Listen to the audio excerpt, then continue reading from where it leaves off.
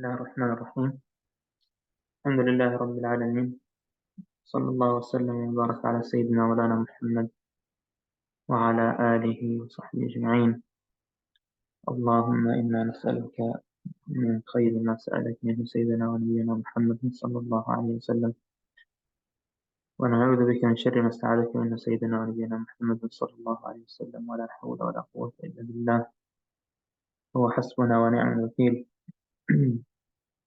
رب يسر لي أمري، رب اشرح لي صدري ويسر لي أمري، واحلل عقدة من لساني يفقهوا قولي. All praise to Allah subhanahu wa ta'ala, and peace and blessings be upon Prophet Muhammad sallallahu alayhi wa sallam. Alhamdulillah, as we continue to read and study the words and the work of Ibn illāh rahimahullah ta'ala, in our last class we took a little bit about the background of this book and the significance of the book that we are studying, the Ḥikam of Ibn illāh, and who Ibn illāh rahimahullah ta'ala was. And who Ibn illāh rahimahullah ta'ala was. And we explained how this book is one of the most unique books that the Muslims hold on to, and how it is widespread throughout the Islamic world and studied by Muslims everywhere. So the first hikmah, the first aphorism that Ibn illāh ta'ala mentioned, as we said, was من علامات الاعتماد على العمل نقصان الرجاء عند وجود زلل. That one of the signs of relying on one's own deeds is the loss of hope when a downfall occurs. When someone makes a mistake, their hope goes, they lose hope, they think they're good for nothing. And this means that they were relying on their deeds, not on Allah subhanahu wa ta'ala. And we explained many important points when it comes to relying on Allah subhanahu wa ta'ala, and how our relationship should be with our deeds. The relationship we should have with our deeds. We talked about aqeedah and about how we don't deserve Jannah through our a'mal. After that, Ibn illāh rahimahullah ta'ala is taking us to another huge topic, rahimahullah ta'ala. And this topic is the topic of at-tajreed and asbab. This is one of the most famous hikmas of Ibn illāh. Can someone read the English, inshallah ta'ala?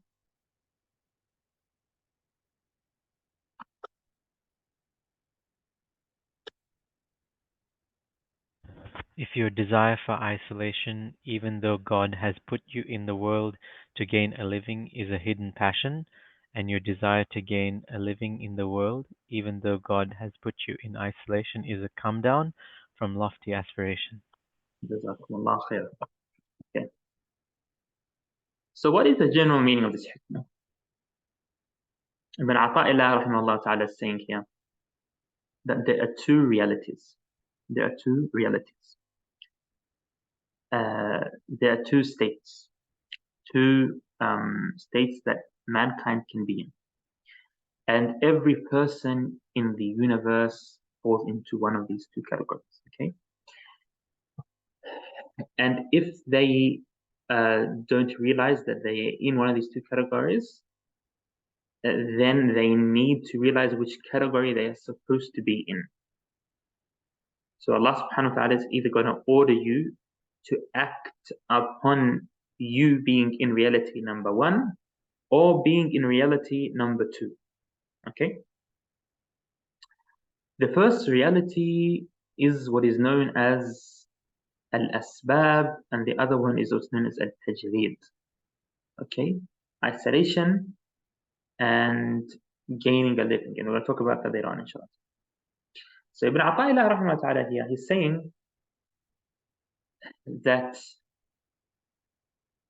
if you are placed in a situation where what Allah subhanahu wa ta'ala wants from you is to disconnect from the worldly means, to not be attached, to not be keen on hoarding the dunya, and you are stubborn and still want to do so, and you say to yourself, Allah subhanahu wa ta'ala told us to get a living and told us to do this and told us to make money. When you're in a state where Allah subhanahu wa ta'ala in this state doesn't want you to do that, then this is a shahwa. Okay? This is a temptation.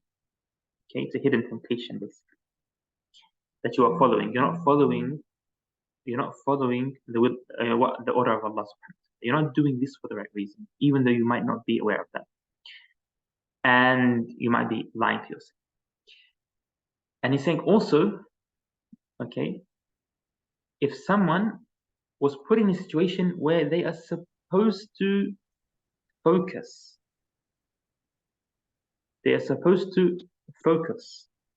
on worldly matters. Someone has a family, has kids, people are relying on them in the world. There could be, for example, a Muslim who's good at trade, has a lot of money, and so many people are relying on their work. Okay, this person decides to let go and to give up what they are doing so they can worship Allah subhanahu wa ta'ala and be in the masjid all day. Then, as Ibn Āṭā says, okay, this is a hidden temptation, it's a shahwa khafiyya. So the first one is a lofty aspiration. It's really not something to look up to look forward to. And the second one is actually following your own desire, not following Allah subhanahu wa ta'ala. An example of this is in the history. It was mentioned in some of the empires that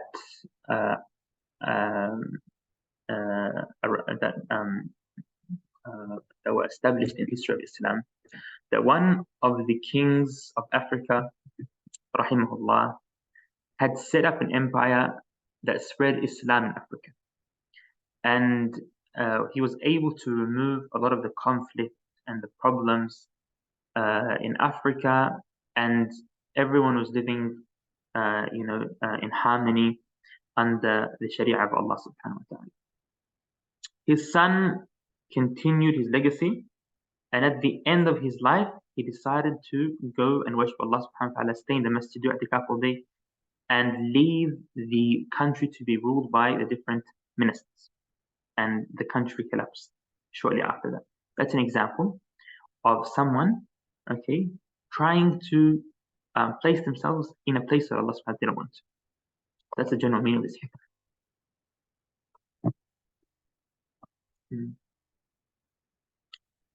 Al-Imam al-Sharqawi rahimahullah ta'ala says about this hikmah.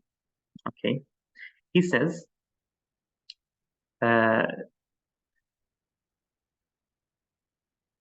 murid, the person who wants to reach Allah subhanahu wa ta'ala, okay, wanting to isolate when they're not supposed to isolate, and wanting to get rid of the means that Allah subhanahu wa ta'ala has placed upon them, okay, like for example, looking for halal rizq, for halal income that will help themselves and others, okay,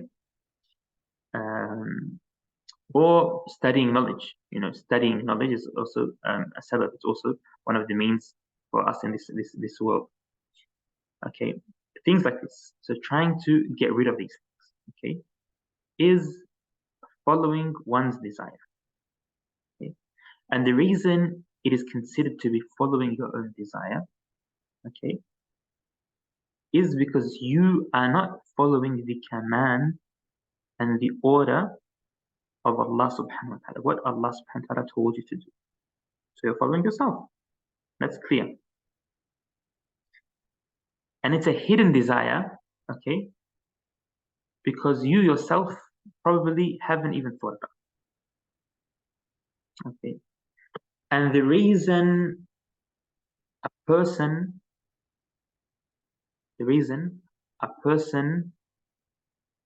trying to focus on worldly means when they're not supposed to has a very low standard and isn't focusing on what they're supposed to be focusing on is because Allah subhanahu wa ta'ala has ordered them to worship Him, and they're running behind the dunya. So like I said, there are two concepts that we need to understand, and then we need to understand where we should stand and what our place is when it comes to these two concepts. The first concept is at-tajreed. Ibn Āṭā talks about this concept in his book. It's at-tajreed. Tajreed means isolation or abstraction. Okay.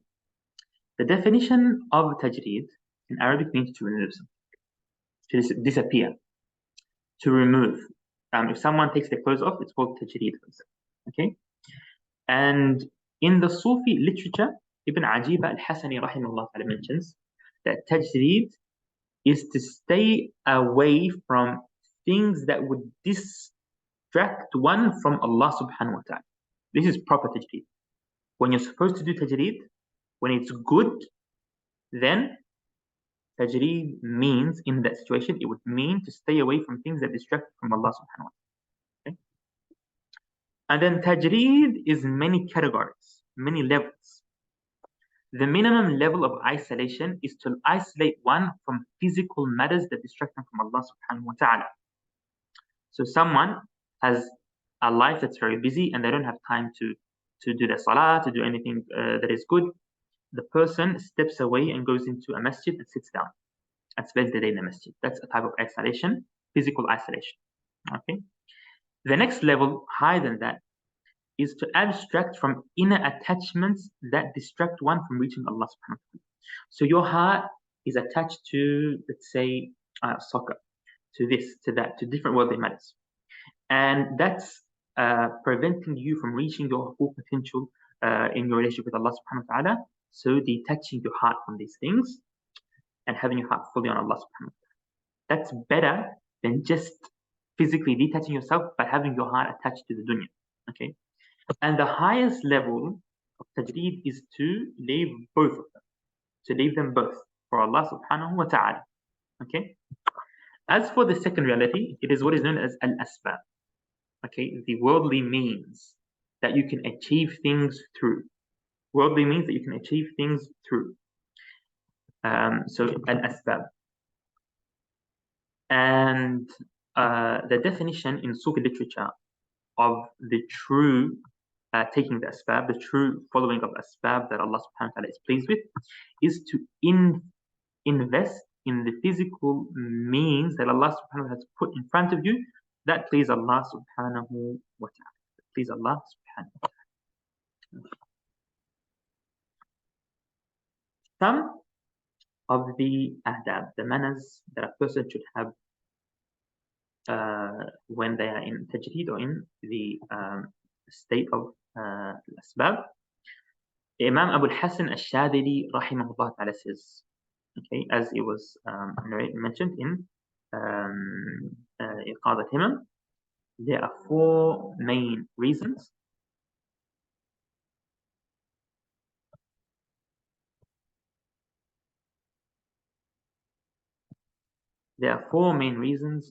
for the person. There are four main manners for a person who is in the state of tajreed that they should hold on to.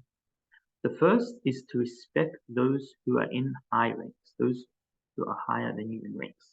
Shuyukh, older people, you should have a lot of respect for someone. When you're in isolation, you should always focus on the bounties of Allah subhanahu wa ta'ala, the state that Allah subhanahu wa ta'ala has given to others. And also, he says, having mercy with those who are on a lower level, being sincere in everything you do, and being fair in everything you do regarding yourself, being sincere and fair to yourself. And the last one is to not defend yourself at all. Okay, so you are fully surrendering to Allah subhanahu wa ta'ala. And there are four main manners for a person who is engaged in an asbab. Okay? They're working hard in dunya. These manners are, number one, befriending the pious. Befriending the pious. Number two, staying away from people who openly disobey Allah subhanahu wa ta'ala. Those people, even if you're in asbab, you don't mix with them. Number three, praying in jama'ah And number 4, helping the poor and needy when possible. Number 4 is helping the poor and needy when possible. Okay. Now, the general theme of this hikmah is that you should be happy and you should work according to the state that Allah subhanahu wa ta'ala places you in. Ibn ʿAṭā illāh says later on in this hikam, مَقَامُ حَيْثُ أَقَامَ. Your place is where your master has placed you. That's where you should be. And this hikmah teaches us that we should always accept the state that Allah subhanahu wa ta'ala puts us in. So if you focus on what you should be doing in your current state, you will see that Allah subhanahu wa ta'ala will take care of the rest of your affairs. Allah subhanahu wa ta'ala will take care of the rest of your affairs. Here's a story that is narrated, and this story was narrated by one of the students of Abu al-Abbas al-Mursi. And those who have ever visited Alexandria in Egypt probably have heard of the masjid of Abu al-Abbas al-Mursi. And we mentioned him earlier in this book. We said he's one of the shuyukh Nashad al-Tariqa and one of the teachers and one of the students of Abu al-Hasan al-Shadili. So it was narrated that one of the followers left a few worldly matters, worldly means to achieve certain things. He left them for Allah subhanahu wa ta'ala. Okay. And when he went back to these matters, okay, trying to focus on the matters and what Allah subhanahu wa ta'ala has put in front of him, the matters left him. He says, so I went to visit Abu al-Abbas al-Mursi. And when I visited him, I wanted to really focus on isolation. I wanted to leave everything and I wanted to isolate. And I was always saying to myself that reaching Allah subhanahu wa ta'ala, while I'm in the state that I'm in, busy with seeking knowledge, with work, with gatherings, with mixing with people, okay, is impossible or very hard. So the moment I entered the room or the area of Abu al-Abbas al-Mursi, he said to me, without me asking him, he said to me, there was a person who came to me and he was my companion, and I took him, I took him with me on the journey to Allah subhanahu wa ta'ala. And this person was busy with seeking the different types of knowledge that were in front of them. And he was busy with different worldly matters.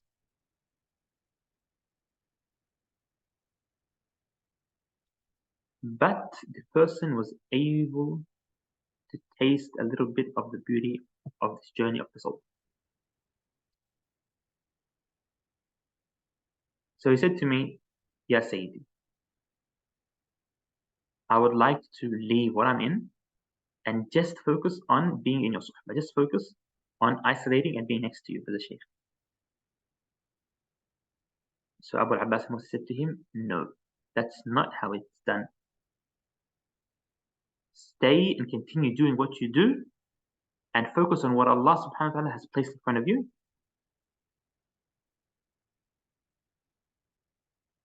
And if you continue to follow what we teach you while you do what Allah subhanahu wa ta'ala has placed in front of you, you will reach Allah subhanahu wa ta'ala. Then Abu al-Abbas looked at the person, the student, and said to him, that is the state of the Siddiqeen. Siddiq, the highest level of Iman you can reach. Their state is like that. They accept what Allah subhanahu wa ta'ala has given them. And they don't leave the state they're in until Allah subhanahu wa ta'ala, He is the one who takes them out of that state, who changes their state, who changes their reality.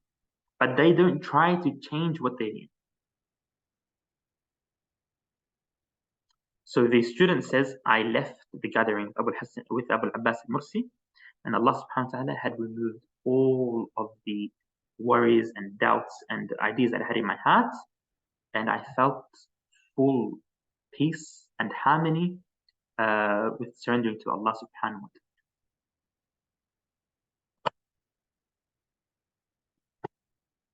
Inshallah, is there any questions regarding this hikmah?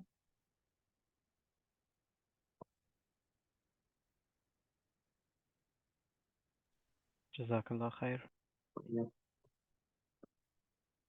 I have a question. No.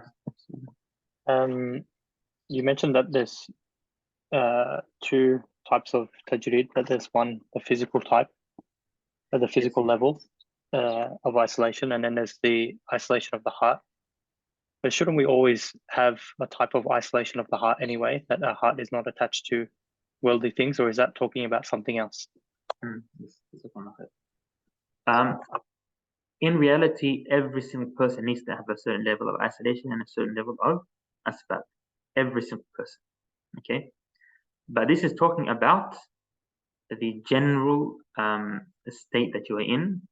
You know, if, for example, if you are in a state that is 60% isolation, then you're considered to be in a state of isolation.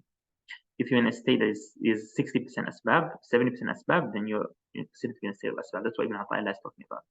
So it looks at the highest percentage of what you are in. That's the first thing. The second thing is that, yes, the isolation of the heart is essential for everyone, and that is something that everyone should work on and try to reach. But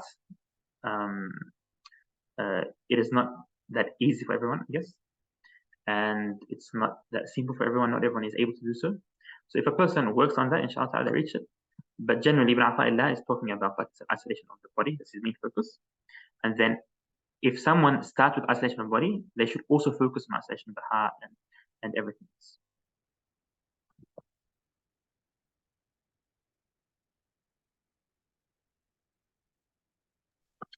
In the chat, there's a question about someone who is in a high rank. How do we ascertain this? So someone in a high rank could mean a teacher, could mean someone pious. People who are in high ranks, okay, who are in high ranks, there's many ways to distinguish how someone is in high rank. Generally, someone who is a teacher, someone who is an elder, we should respect them. We should respect them. Someone, who seems to be a high rank, we should respect them. Whether they are really in that high rank or not, we should still respect them. Another question: how do we know what state we ourselves fall into? Very nice question. Okay. Yeah. So how do we know if we should be in a state of isolation or in a state of focusing on the worldly matters? There's two ways to find out. The first thing, if you look at yourself and where Allah subhanahu wa ta'ala placed you in life, okay, you'll find that either there are people depending on you in life, what you're doing is helping yourself and others, you are adding and you are making a contribution to the community or not. Okay, so if you are in the first state and you are not doing anything haram, okay, so you're not doing anything haram and the income you are earning is not haram, then you are in a state of asbab, in a state of focusing on the worldly matters. But if you are helping others and benefiting others and you have a family relying on you, but the only income you have is haram, okay, you're seeking haram, then no, you are also supposed to be in a state of isolation. So asbab is only when it is halal and there are others who benefit from what you are doing, then you are considered to be in a state of asbab, and you should continue to focus what you are doing and do it well. Do it to perfection. Do it to perfection. Okay? If you are a person who, subhanAllah, Allah subhanahu wa ta'ala placed you in a state where you don't really need to work much. Maybe a few hours of work a day is enough for you. You don't have much family around you. Maybe you're in a country, in an area where there's not many Muslims. Or maybe you're in a Muslim country and everything is fixed for you. You don't need to focus on anything. You don't even need to work much. If there's no need for what you're doing, okay, and you working is just going to be gathering more dunya, and there's no one even benefiting that much from what you're doing, then you will be considered in a state of isolation. You will be considered in a state of isolation. Allah Ta'ala A'lam.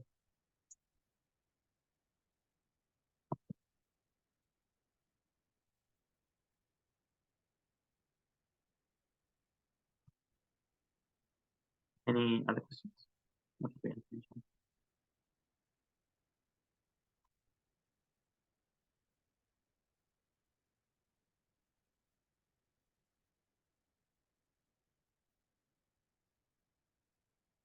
Okay, inshallah, we'll stop here. جزاكم الله تعالى خير، وصلى الله وسلم وبارك على سيدنا محمد وعلى آله وصحبه أجمعين. سبحان ربك رب العزة عما يصفون، وسلام على المرسلين، والحمد لله رب العالمين. السلام عليكم.